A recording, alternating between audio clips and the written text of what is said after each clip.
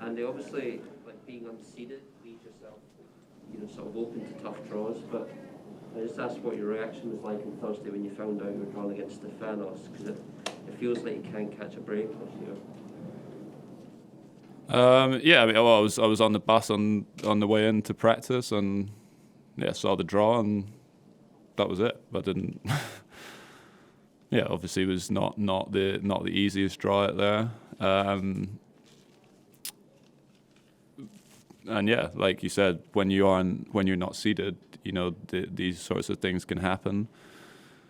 And yeah, it'll be a good test for me to see kind of where my game's at and where it's progressed to from when I arrived in the States, really. I've been practicing hard, obviously got some matches in, and we'll see where my game's at. Hi, Andy. Willie Weinbaum from ESPN. How would you describe U.S. Open crowds and what they mean to you? Well, I mean, they've always got a ton of energy. I think, like always when you play here, there's always noise on the court, even during points, which, like that to me would be the difference between, like if you compare Wimbledon to here, it's obviously silent when you're playing, whereas here there's always like a constant murmur. You sort of notice it a bit more now with the roof in there. It's always pretty loud, but yeah, when I was a kid and came here for the first time to play like in the juniors, it was like it was different, to what I'd sort of experienced and kind of been around before. It's like, they're more into the sort of the entertainment side of things around here, like with the fan cam and, like the kiss cam and, the music and, I don't know, they've always got some, I don't know, actors and actresses or comedians like doing stuff at the end changes and things. So, yeah, that's what I like about it, and it's different. And yeah, New York as a city is obviously it's a pretty hectic place. Usually, it's a little bit quieter this year, but yeah, especially at the end of like a long season, it's always quite hard to sort of manage your energy and stuff. You need to be careful with that because there's a lot going on. Does the crowd instill energy in you when you're playing in front of it? Yeah, I mean, it has done, certainly. I mean, I've played a lot of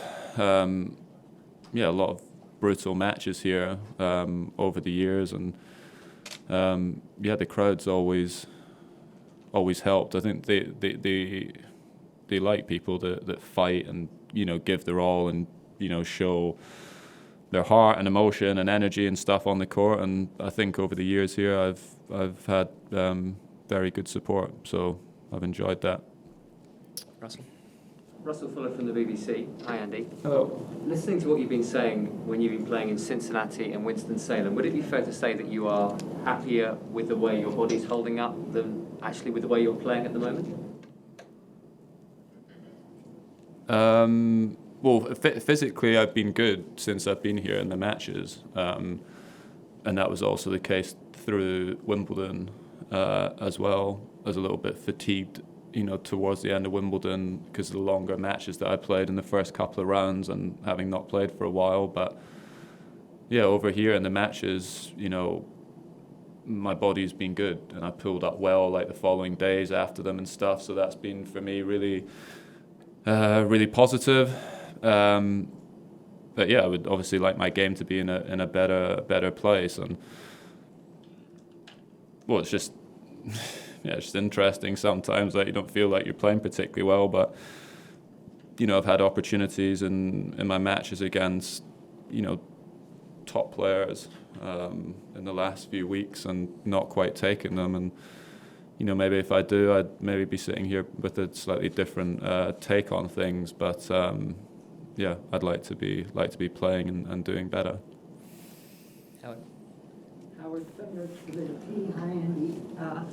You've known Novak for quite a long time, and I don't expect you to claim you knew back when you guys were 11 or 12 that you could tell, hey, this guy's going to win 20 Grand Slam titles have a shot at calendar Grand Slam, but I'm just wondering if, in hindsight, in retrospect, can you think of any qualities or an anecdote about him or anything from years ago that maybe marked him as being a little different or special or something that you can think back and say, okay,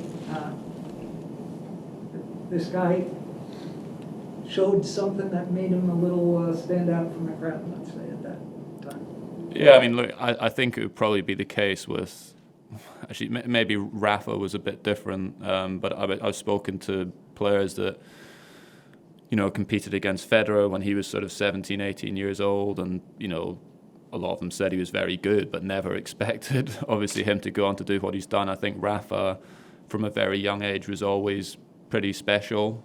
You know, was all right up at the top of the game and winning slams at a very young age, so maybe he was a bit different. And yeah, with Novak, I think, I mean, he always had lots of qualities on the court and, you know, had a very solid all-round game. But again, I don't think many people would have predicted that he would go on to win as, you know, 20 Grand Slams and trying to do what he's going to do here. But yeah, like if you look at his game over the years and the things that he's improved, and just he's turned himself into a complete player. He plays great on all surfaces. You know, he has an underrated serve. He's the best returner of all time. I think his movement and his athleticism is something that maybe would stand him out from other players, and maybe something you could have seen when he was younger. You know, he had like unbelievable flexibility and stuff, and, you know, was able to defend the corners extremely well, which I think is a bit different maybe to the other two. Not that, you know, Roger and Rafa defend very well, but it's more the way that Novak moves is quite different, and the way he can slide like into his backhand, like even on hard courts and stuff is, you know, he shrinks the court that way. So yeah, I don't think at 19, 20 years old, or when I knew him when we were 13, 14, that would have anticipated he'd go on to do what he's done. Knew he was a great player, but to be doing what he's doing is very, very special. Yeah, hi Andy. Just on the issue of your level, I think you said after the TFO match, you felt you were playing like 50 or 60 in the world tennis. Do you feel like you're still being held back a bit by the amount of hours you can put on the practice court? Are you still limiting those, and is it still holding you back a little bit? That was pretty quiet, but I think I got the gist of it. Well, the positive thing in the last few months is that I haven't been held back really from what I can do on the practice court. In terms of the amount of time, you know, it was something we spoke a lot about post Wimbledon, was that, you know, I'd sort of done all the preparation and everything in the gym, and really hadn't had, you know, anywhere near enough time on the practice court before then, and it was always getting sort of limited by, well, you know, all the various issues, but it's like when you're building up from like a niggle, you can't go from doing 30 minutes a day to 2 hours the following day. It's like a gradual process, and, you know, just was not getting the opportunity to have consistent practice. Whereas for me, since Wimbledon, it's been really positive that I've been on the court. You know, obviously there's been the odd travel day and some days off here and there, but been able to practice most days, and had no physical issues that have stopped me from doing that. So that's been really positive. But again, like it's the matches where you need to, you know, ultimately you need to go out there and perform, and I haven't done that as well as I would have liked. So that's what's been frustrating, I guess, the last few weeks. But, you know, the positive thing is that I have been on the practice court and I have been training and doing all the things I wanted to do from a practice perspective. Hi, Andy. I was just, I presume you were aware of this development last night, whereby spectators are now being mandated to have a vaccine. in order to enter the grounds. I'm wondering, do you think it's a sustainable position for tennis whereby some players are vaccinated and others aren't, and you have a situation in a stadium where you don't really know which players are vaccinated? I'm wondering, from your point of view, showing locker rooms and stuff like that, do you think it's sustainable?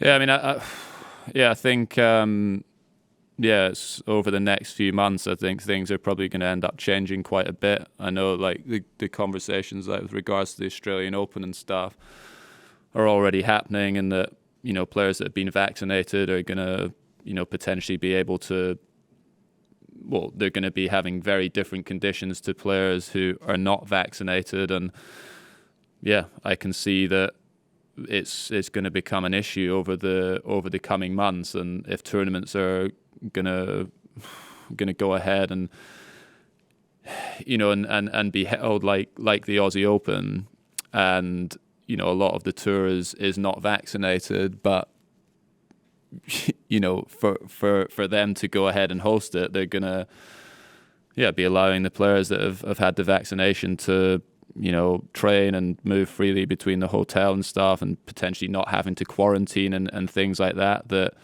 There's going to have to be a lot of pretty long, hard conversations with the tour and all of the players involved to try and come to a solution, because, like even here in New York, you've got the, you know, situation with like gyms and stuff, you know, need to be vaccinated, and eating in restaurants and things obviously have to be vaccinated.